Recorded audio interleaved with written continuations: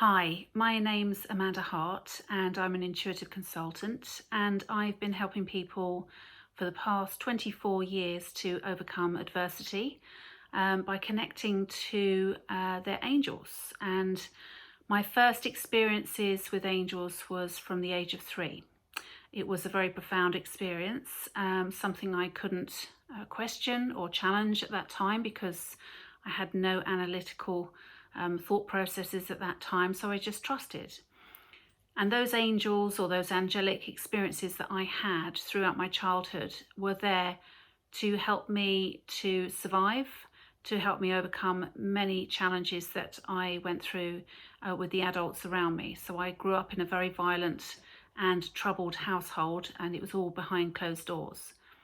But the one thing that actually gave me an understanding about unconditional love, and that this world, this beautiful world that we live in, has an incredible amount of joy and grace and bliss to offer, was through the experiences that I had with these angels. And so I developed this relationship with them just like they were friends of mine, because I didn't know where they lived. I couldn't understand why they were always above me.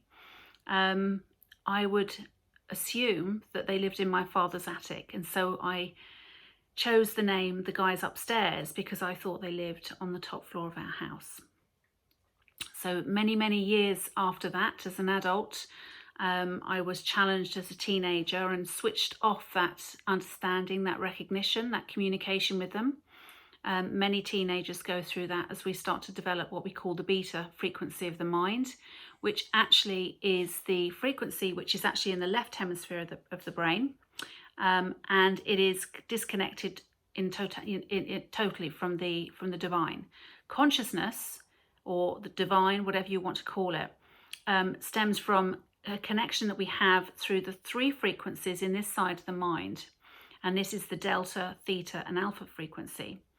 And obviously at night, I found it very easy to connect with them because those are the natural cycles that we go through, those 3 different cycles in the mind, the frequencies, during the night state. So it's easy for us to actually have connection with our angelic friends, or whatever you want to call them, at night. But it's not so easy to do that during the day unless we have a very intuitive faculty, or we've developed that both sides of the mind so that they work to help us to have that deeper connection. So during my teens and my early 20s, I went through incredible challenge because I had obviously taken on board lots of programs which were associated with my childhood. And naturally, I thought that leaving home, I would have a beautiful, free and adventurous life, but that was not to be. What happens is that we carry those programs, whether we want them or not. The mind is an incredibly powerful piece of equipment, and it will absorb what we're learning around us like a sponge as children, and then we carry that out, and we carry that around with us, and we create situations from our subconscious, not through our own fault, but because we are still learning how to find who we are. It's always a constant challenge to try to overcome those programs because they keep repeatedly playing themselves out in different scenarios. So as I got into my mid-20s, I had a very challenging experience when I lost my daughter. She was taken from me, and it was at that time I realized that nobody was going to help me unless I sought a different source of help. And the judiciary, the police system, the health system, that nobody could help me. Nobody could help me to get the answers as to how this had happened and how to get it back. So I looked into spiritual practices. I looked into spirituality because I realized there was something that was very much akin, to how I was when I was a child. And it was during that development of my spiritual awareness that I realized that actually it had never really gone away. I had shut it down. So I wanted to have a greater understanding of allowing that to come to the forefront again of my life. And so I started these conversations again as my frequencies, which obviously I wasn't aware of at the time, were heightening. I was managing to get this deeper connection with my angelic beings. Now, they'd never gone away. It was at that time I realized that actually I had shut them out. They had never stopped loving me and trying to help me. And so it's during those early 20s, I started to develop a real fascination, a need, a thirst for information regarding anything that was spiritual. And the more I was seeking help, the more I found the synchronicities that were showing me that I was getting this communication, not only to help me with my day-to-day life, but it was improving and helping me to release some of the programs that I had taken on and carried on into my adulthood. And eventually I fell into the work. I didn't ask for it, I fell into it because I needed to heal. And it was purely a selfish act for me to help me so that I wouldn't pass these programs on to my daughter when I found her, and onto my other children that I had later on. So I guess you could say that I wanted to do this for selfish reasons, but then people came to me, approached me and asked me why I was changing, what was going on, and could I help them? And that's where my journey really began, helping other people. So I help people to overcome adversities. I help them to get in touch with their angelic helpers and to understand what it is about having this communication. Why do we have this communication? What are our angels for? What is the point? What is their purpose, of having this deeper connection? Why do we need to have this dialogue with consciousness, the energy world, the divine, whatever you want to call it? And the reason for that is simply we have a blueprint. We are perfect in every sense when we come into this world. And the purpose of our angels is to help us to have a better understanding of ourselves, to help us to have a better life, a richer life, to have better health, better relationships, and to make the decisions that help us to honor our true nature. And that means then honoring our purpose, i.e. what is it that we're doing here? Now, at this time, we're going through a great challenge with this pandemic. And it's not that many of us are struggling because of the segregation and the things that we are limited in. It is more to do with the challenge of being with ourselves. And when we are with ourselves, it gives us time for reflection. And what happens with that, it brings up the stuff for us to transmute that we no longer need in our life, those things that no longer serve us. And angels are there for us constantly. They're there to help us through the bad times and the good times. So eventually, when I realized that I was being drawn into this work and I found my purpose, I was asked to write my first book, and that was my memoir, The Guys Upstairs. So I wrote this book at a time which was the most challenging for me. And The Guys Upstairs is a pretty hefty read. And it wasn't through the sales of that book that changed my life. It was just purely the magic that came from allowing the information, the insight that came through, because I didn't write this. It came from another place. We ask ourselves, where do the words come from? Shakespeare. Where does the artists, where do they get that music from? All of this stuff is gifted to us from another realm. It is simply from what we call consciousness.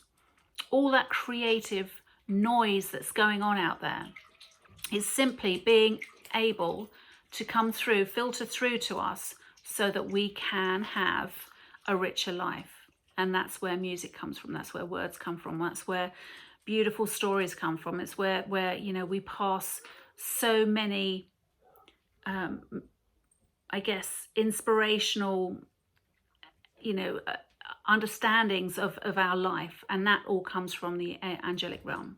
So this book changed my life because it was the last thing I had. I'd lost everything I ever had except for, excuse my dog in the background, a part-written book, which was the guys upstairs. I've been asked to write it back in 2008 when I was running my radio show, and I had nothing left. I'd lost 2 businesses, I'd lost my home, and I'd lost my health, and I only had this part-written book. And the guys upstairs literally said to me, you're going to finish that book and it's going to help you and you'll see why. So I wrote the book, it was published. It was an incredible feat to try to achieve that. And as soon as it got out there, we realized that it was actually having more of an effect than we realized it would, which meant that I had no idea what I was doing. So I went to get some advice from a solicitor, media solicitor, who said, pull the book, get the book back, get your rights back. So this book has been, this story, the essence of this story has changed my life considerably, because one day during that time, Amanda Harris at Orion Publishing picked it up, read it within 4 days, contacted my agent and said they wanted me to write the Talking with Angels series. And that has been an incredibly cathartic experience in itself. Again, every time I write something, my life changes. This is what happens when we're creative. This is what happens when we listen, we pay attention, and our angels give us what we need.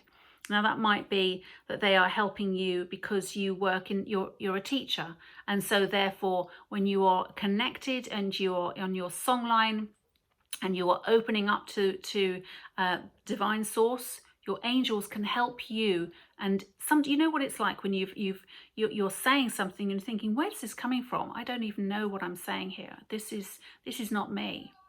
This is when you're totally in alignment and your songline is purely allowing you to filter down that information. So I wrote 3 books.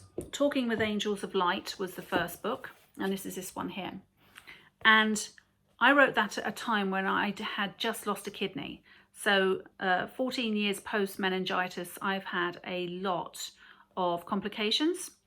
And when I lost my kidney, I was at that point where I had got to what I would call crisis point. And I said, guys, I don't know how I'm going to pull through this. And the magic of this, the magic of angels came through to me as usual. And they gifted this to me. And I had a call from my agent to say, you've just been offered this book deal.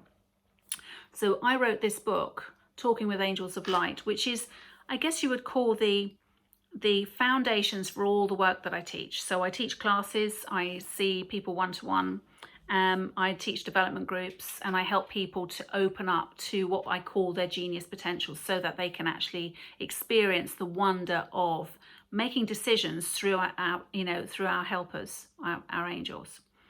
So the Talking with Angels of Light book, I wrote literally while I was in my bed. I had sepsis, I was struggling to stay in this world, and I went through a miraculous healing over that year, the course of that year, writing that book and editing it, until eventually I was able to go back out again.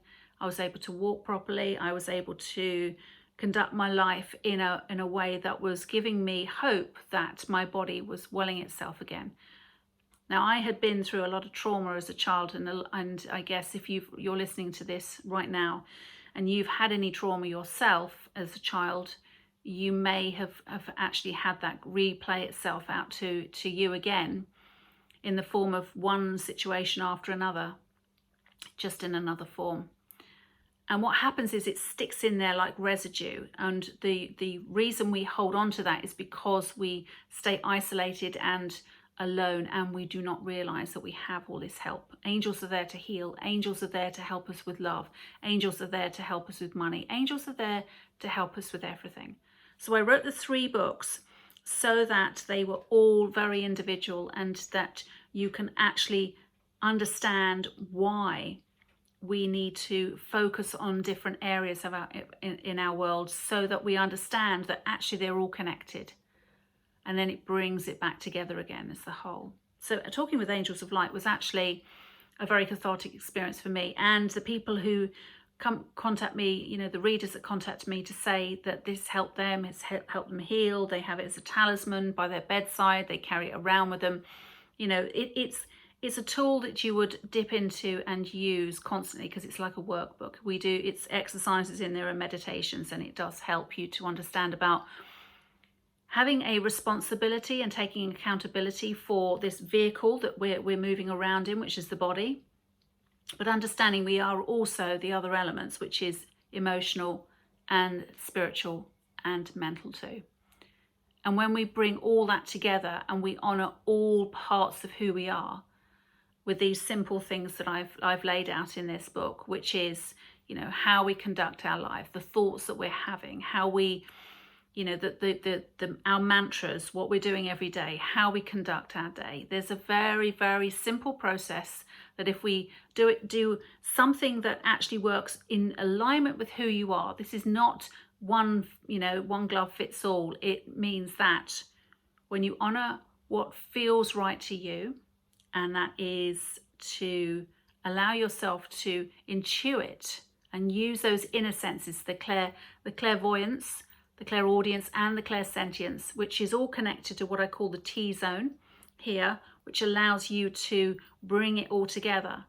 You then start to use this side of the mind, which is the true genius part of you, where it's connected to all intelligence. Therefore, it has all answers out there in consciousness that are there to help you with the solutions to help you through your life.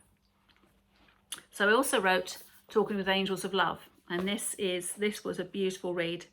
And I actually wrote this when my publisher asked me to start writing this. I had made the decision to leave my partner, which was an incredibly difficult, very painful experience. And I can't tell you how beautiful it was when the angels were bringing me this, information. And I was challenged with it as well, because I would say, well, guys, I'm really hurting now. You don't understand, what it's like to be able to channel this. But actually, it was the most beautiful healing that I had, which has created and I guess amplified the relationships in all my relationships in all ways. So it's deepened all my relationships, but it's also attracted lots of relationships in my life, very loving relationships that I probably wouldn't have had if it wasn't for my angels and it wasn't for writing this book. So now I'm editing the Talking with Angels of Wealth book, and that in itself has been life-changing, not just for me. It's always life-changing for my publishers as well, the editors. They read it, it changes their life, it changes the reader's life. So I take I don't take any credit for this whatsoever. All my books, all my writing, everything that I teach is always coming through from the guys upstairs. So it's a very different process when you're channeling this and you're allowing this to come through. And this is not just particular to me. So what I would say to you at this time, if there's anything that you really can do for yourself, that is try to get yourself some time for meditation. Go out into nature at least 20 minutes a day. I'm not talking about walking down the street, but walking in nature, because that helps you to reflect and to be with consciousness, because consciousness creates everything on this earth, which is life force energy, which is nature. Try to do some form of exercise that it will help your body and your mind and your emotions to connect spiritually, and that is something like yoga. I do yoga practice every morning. Whenever I get up, I do my yoga, and then I go out into nature, and that sets what I call my precedent for the day. And if we have certain good practices like that, that will help to enhance our life. And then in the books, I have lots of exercises, light bulb moments, meditations, and all sorts of affirmations in there, which help to enhance and deepen our connection with our angels. So if you are interested in finding out anything more about me, you can look at my website, which is www.amanda-hart.co.uk. I hope you have a beautiful day, and may your angels always be with you. Bye for now.